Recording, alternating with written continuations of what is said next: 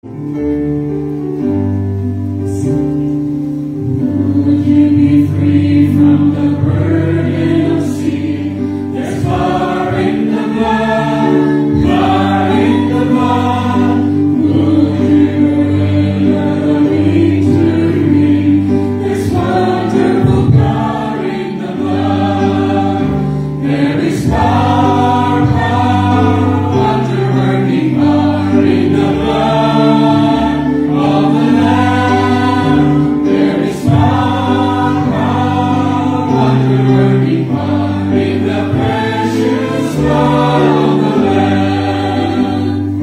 Would you be free from your passion and pride? There's power in the blood, power in the blood. Come for a cleansing to Calvary's night. There's wonderful power in the blood. There is power, power, wonder-working power in the blood of the Lamb. There is power, power, wonder-working power in the precious blood of the Lamb. Verse 3. Would you be pure in the eyes of the Lord? There's power in the blood, power in the blood. Sin saints are watching His light one more. There's wonderful power in the blood. There is power, power, wonder-working power in the blood of the Lamb. There is power, power, wonder-working power in the precious blood of the Lamb. Would you be service for Jesus your King? There's power in the blood, power in the blood. Would you gain His praises to sing? There's wonderful power in the blood. There is power, power, wonder-working power in the blood of the Lamb. There is power, power, wonder-working power in the precious blood of the Lamb. For our next song, turn your hymn books on page 202.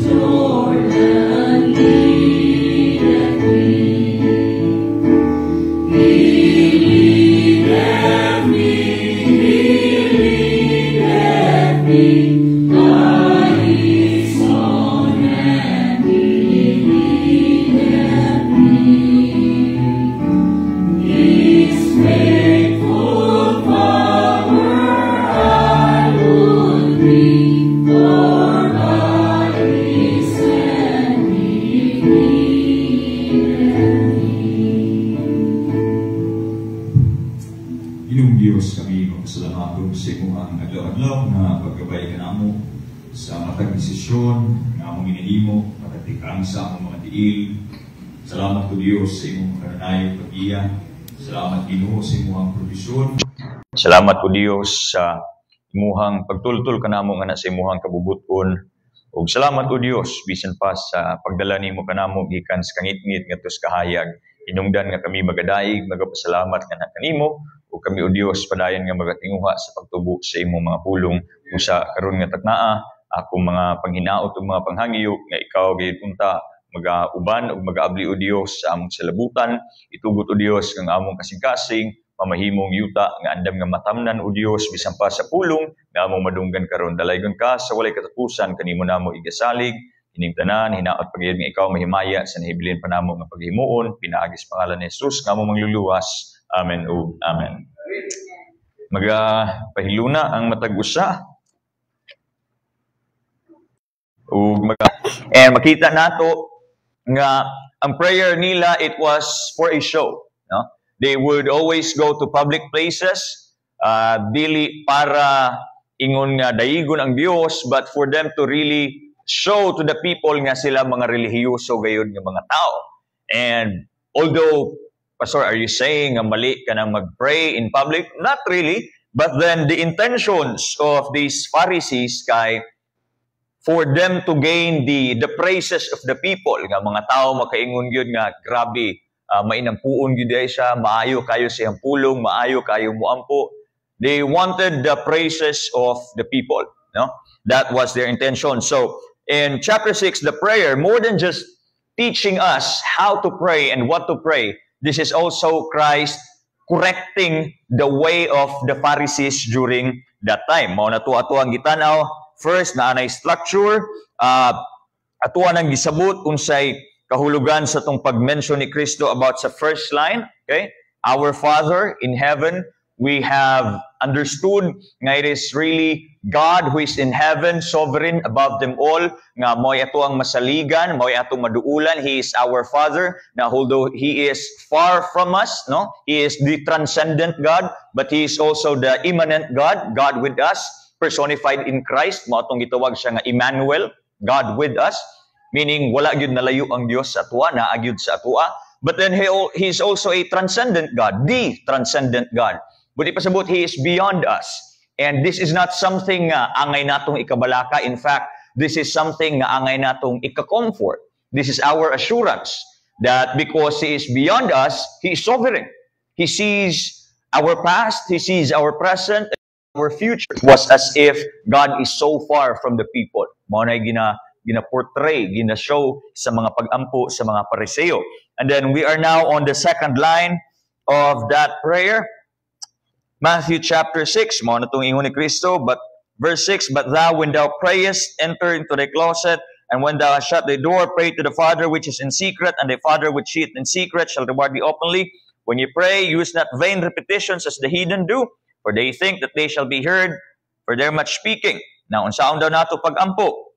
Mao na ning sa verse 9, after this manner, therefore pray, Our Father which art in heaven, mao ni gisgutan nato last time, ug mao nito ang isgutan karon, hallowed be thy name.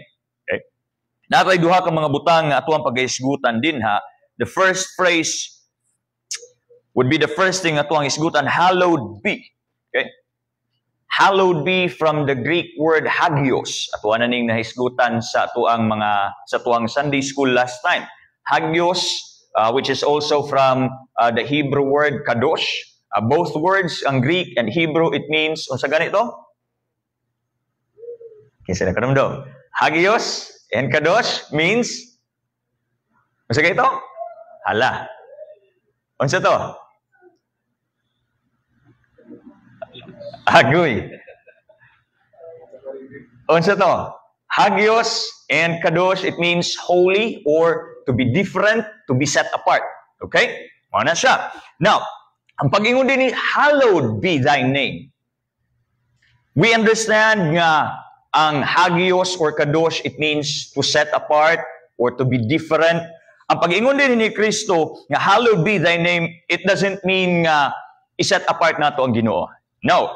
Because first and foremost, He is already set apart. So all we have to do is to acknowledge His kaning pagiging different sa atua.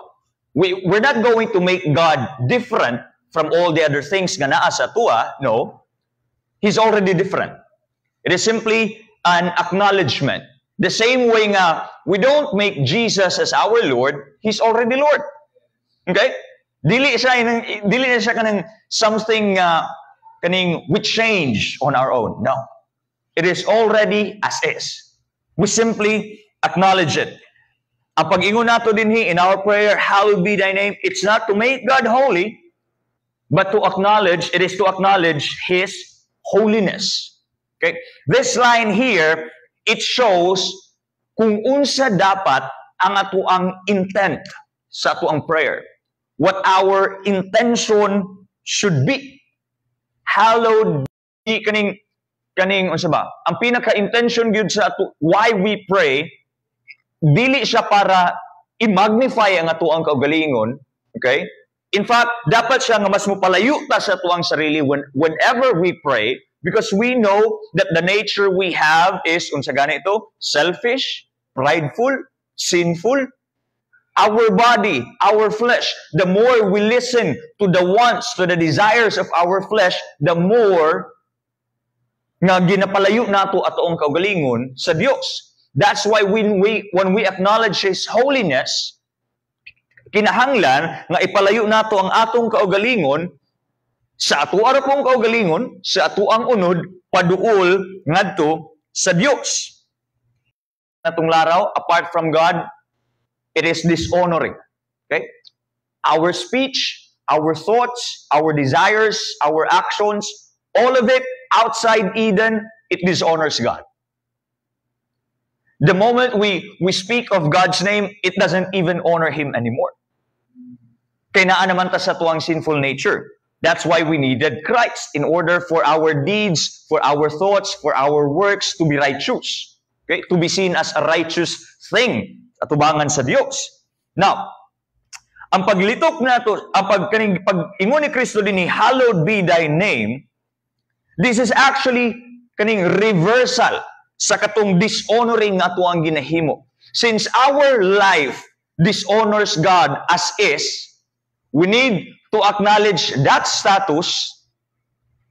We need to acknowledge that He is holy para sa katong reversal nga ako ang gi-mention sa inyo ganina. Okay? Kaya ngano ganing kailangan na reversal? He is holy. Our actions kay wala na align sa katong holiness sa Ginoo. Therefore, we need to acknowledge that holiness. Now, unsay kailangan i-acknowledge dinhi? Hallowed be unsa? Thy name. This is the subject of that acknowledgement. Ang Greek word for that would be onoma. Ang name or kaning onoma, dili lang siya pasabot nga kanang pangalan nga tuwang ginabitbit. It goes deeper. It means, ang onoma, it also means character. Buti pasabot, this will be the attributes, ang mga kinaiyahan nga naa ng being nga nagabitbit sa kana nga pangalan. Ang atuang pangalan is simply tied up sa atuang pagkatao. Okay? I mean, sa atuang existence. Nga ako, gitawag ko nga Paul because mao nay pangalan nga gihatag sa kuha. But then onoma, it goes deeper. Kumbaga, mao nay tawag sa iyaha tungod kay ang iyahang kinatibukan is comprised of these attributes. So, ipasabot ni mo, Pastor. Ang Diyos, gitawag siya nga balaan, mao tong sa hallowed, and then gi-equate sa iyang name, ang iyahang onoma, kay dili lang ingon nga God, Jehovah Jireh, dili lang kana nga mga pangalan. Okay? Dili lang kana nga name. Ang pasabot ana, ang gina-mention din ha is ang iyahang holiness, ang iyahang pagiging loving, ang iyahang pagiging merciful, pagiging gracious, but then also His being upright, ang pagiging just, Kana nga mga butang, His attributes. Mao nay sa tawag kani, nakadikit or ginapasabot whenever we say kaning thy name. Di lang siya itong pangalan sa Dios, but then ang kinatibukan sa Dios. Mao na to ang iyang grasya, kaluoy, iyang gugma, but then also justice, righteousness, and uprightness. Now, since we're going to acknowledge that, after acknowledgement would be submission. We don't just, when we acknowledge the holiness of God, we also acknowledge all the other attributes. So, buti pa sabot sa ako ang pag-ampo, we don't just, supposed to be, dili lang taangay nga maghuna-huna sa pagkamangginahataggon sa Dios. We also need to think of the attribute of God sa katong pag-withhold sa mga butang nga dili makaayo sa atoa. Dili lang kinahanglan nga huna-hunaon nato ang pagiging mahigugmaon o grasyahanon sa Dios, but we also need to acknowledge His kaning attribute of being just, pagiging matarong. Ugang our submission, we put into subjection our life, and then the requests under these attributes. So since mao ni ang structure sa prayer nga gihatag ni Kristo nga angay natong iampo, and then part sa structure sa prayer is to acknowledge the being of God, His attributes, and then to put ourselves into subjection sa katunga mga attributes. Buti pa sabot, mao na ni. When we pray, kinahanglan natong huna-hunaon nga your requests kay posible dili paminawon sa Dios because dili siya align sa iyahang attributes. Because it could be nga that desire of yours kay rooted sa imong selfishness, and it contradicts His holy nature. It could be nga kana nga request nimo, kana nga desire nimo, kay if ihatag na, it will cause you to be prideful. Therefore, na ay attribute ang Dios nga will not cause you to receive that. Kay it will contradict His nature. So kinahanglan, our desires, our prayers, kay dili lang nato huna-hunaon kanus ani siya matagbo, kanus ani siya tubagon sa Dios, but also our thoughts should be naka-align ba ni sa kaning attribute sa Ginoo? Naka-align ba ni sa kaning kabubuton sa Ginoo? Sa kaning kinaiyahan sa Dios? Okay? Latoy nga pagkastorya, when Christ said, hallowed be thy name, it is simply trusting in His being. Trusting nga ang iyahang pagkamaluluyon o ang iyahang pagkamatarong will grant the desires or even the kaning unspoken requests o kung unsa man to iyahang i-grant will be for our good. Balik ko na ko Hallowed be thy name is simply trusting God sa kung unsa man siya. Kay, ang ato ang pag-ampo sa iya, ato ang pagduol sa iya, and then when we trust Him, hallowed be thy name, buti pa sabot ana, musalig ka nga ang pagkamaluluyon sa Dios, it could be seen sa imong prayer o sa tubag sa imong mga pag-ampo. Musalig ka nga, it could be nga ang iyang pagiging just, ang iyang pagiging upright, mo ay mo manifest sa kana nga prayer. Musalig ka sa kato nga mga attributes. Now, take note, mubalik ta gamay, atas sa gamay. Ang dimension ni Kristo is our Father. It's very important to understand ang ilahang kustumbre. Okay? Hudeo ni. Hudeo, si Kristo. Therefore, there's a reference sa kaning father and child relationship when it comes to this understanding. Kinahanglan nato nga sabto na. Ang mga amahan dito sa ancient Near East, okay, during sa biblical times, back in the Old Testament, and even during this time, ang mga amahan sa matag pamilya, they are seen as the providers, protector, teacher, moral authority, and then economic and spiritual leader. If you will read the Old Testament, na ay way of kaning conversation ang mga anak sa ilahang amahan. Take for example, kang Abraham. Sa dihang ihalad na niya ang iyahang anak nga si Isaac. Anak si Isaac, Father, I see the wood. We can make the fire, but where is the lamb? Where is the offering? What I'm trying to say is, the way nga makig-converse ang mga anak sa ilahang amahan, back in the Old Testament times, it is curious, but also respectful and trusting. Now, let's reflect on our prayers. When we speak to God through prayers, when we ask Him of our desires, are we respectful? Are we trusting? Are we curious? Or are we filled with selfishness? Lord, kani akong gusto unta. Lord, kanang basig pwede kani unta imong i-grant sa kuha. Is it sa kuhang asawa, kani akong gusto sa kung unsay mahitabo sa akong negosyo, trabaho, unsa ba? Lapag tanan. And then, mo na dahin ta, ikaw na'y bahala ni Lord. As if it's a magic word.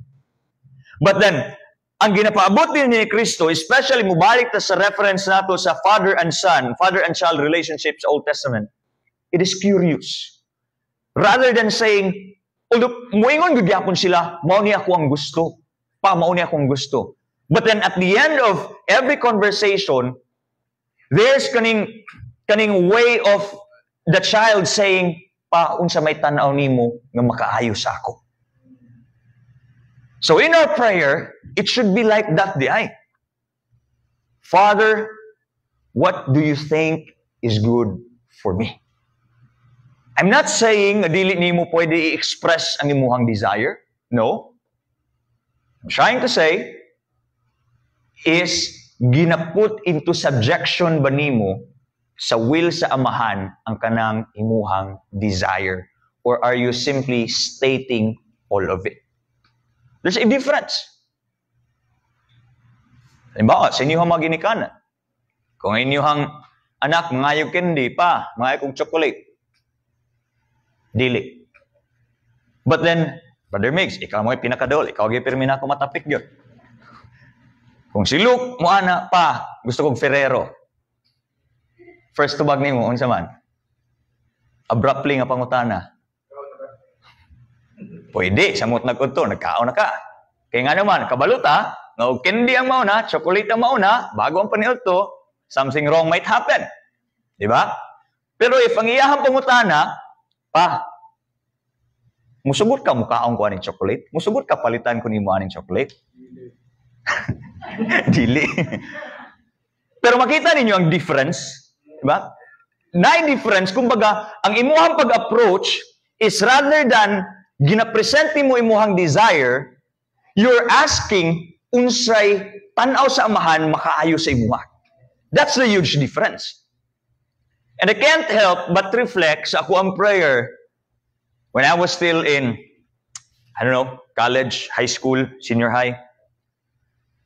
Ang prayer na ako sa kanunay is always rooted sa kung unsay ako ang tinguha. Muana lang ko, Lord, kanang the expression of what I want.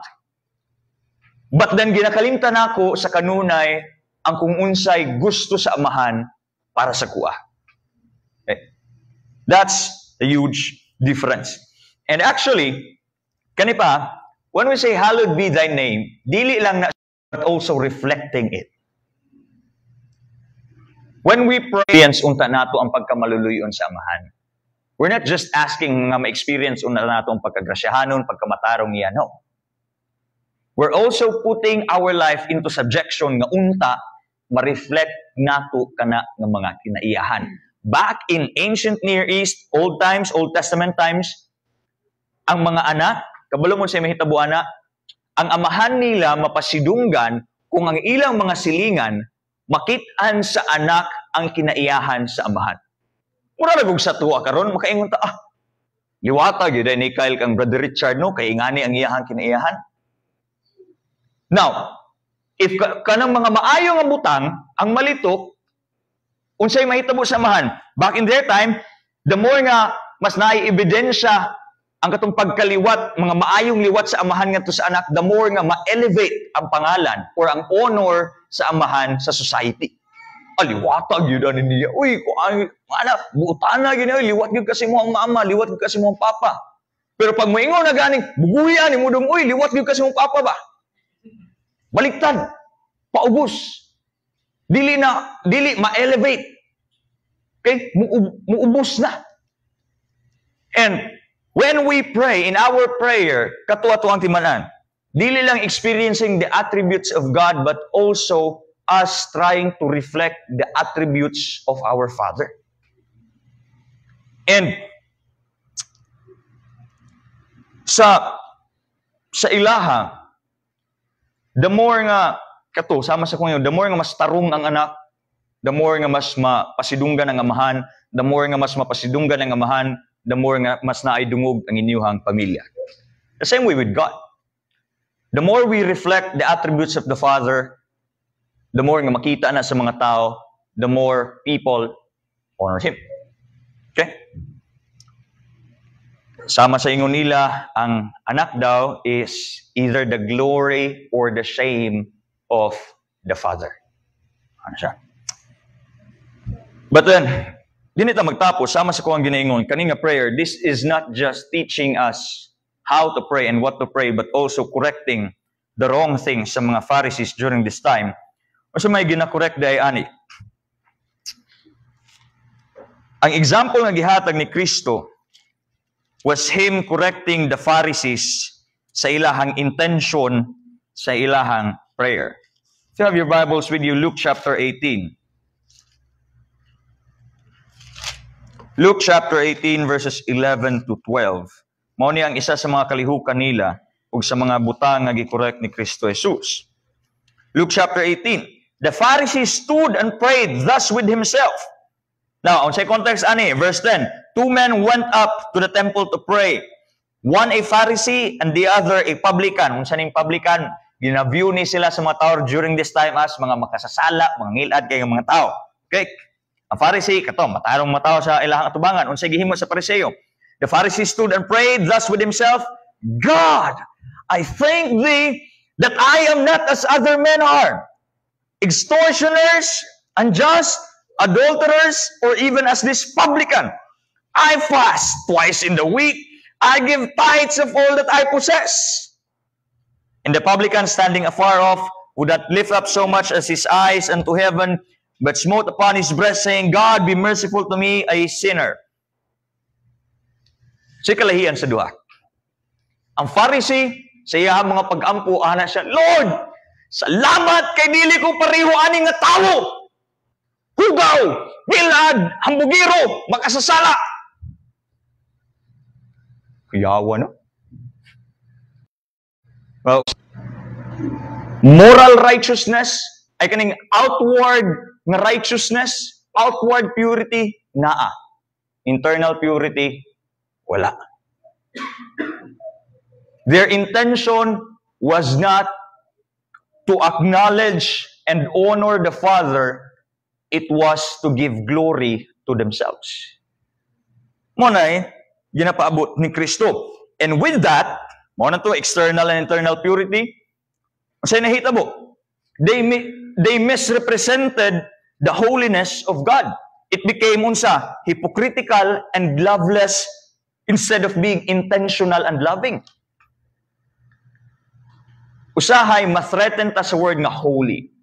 Diba? Ma-threaten ta sa word nga holy. Nga murag, pag makadungog na ta ng holy, automatically ginapalayo dahil nato ato ang kaugalingon. Somehow that's true and nagi ka na nga truth ana. But then we need to understand nga included sa holiness sa Ginoo is ang iyang gugma. His love is a holy love. And it should be seen. Ang holiness sa Ginoo, it is intentional. Therefore, kita sa pagpursu nato sa holiness, it must be rooted in love as well, and it must also be intentional. We acknowledge Him, we desire to experience Him, we desire to portray Him. O kana nga mga butang, kana nga mga panghitabo, it must be intentional. Dili siya pwede nga kanang we just go with the flow. Sometimes or most of the times, we need to go against the tide, against our sinful nature, against our selfish nature. Again, hallowed be thy name. This is not just experiencing the attributes of God. This is also putting our desires and our life in subjection. Nga as we experience His attributes, may we also portray His attributes. Kana nga butang lisod. Dili sa yun, especially when we are still in this body. Pero kato, it must be intentional. Dili pwede nga ang imuhang pag-pursue or pagpaduol sa Dios kay pagana-gana mag-agad sa kung kanus sa kaganahan mo simba, dihara ka mo paduol sa Dios, dihara ka mo basa sa Bible, nya inigna mo'y away ni brother, di na pud ka mo simba, di na pud ka absent na pud ka 3 ka bulan, simba kag 1 ka bulan, absent na pud og 5 ka bulan, balik na pud ka og December na, atras na pud kag January, balik na pud ka og anniversary, dili pwede. It must be intentional. Our pursuit of our knowledge of the Lord and His grace, dili siya nakabase sa atuang emosyon. It must be rooted in who He is and what He has done and what He is doing sa atua karon. Amen? Amen. So, diha lang takutob. That's it for our part 3 sa atuang lesson sa the prayer in Matthew chapter 6. Diha lang kukutob. Let's pray. Father God, we thank you for this time and I pray, Lord, na ikaw unta magasilyo sa katong mga pagtulunan nga among nadungog karon. I pray nga katuo Dios adunay kahimuan sa among padayon nga pagtubo sa amuang lakaw isip nga Kristohanon. May we continue to grow in the grace and the knowledge of the Lord Jesus Christ. And hinalpa o Dios nga sa among mga pag-ampo, may you teach us how to pray and what to pray. I pray, Lord, nga dili kini mamahimong rooted sa among selfish desires. I pray, Lord, nga ang among mga ibungat untangan kanimo kay nahimong nahisubay sa imuhang maayo o mahimong maayo o Dios nga pagbuot sa among kinabuhi o kini makahatag gayud og kadungganan nga kanimo. Kaning tanan ako mga pagampo sa pangalan ni Jesus. Amen ug amen.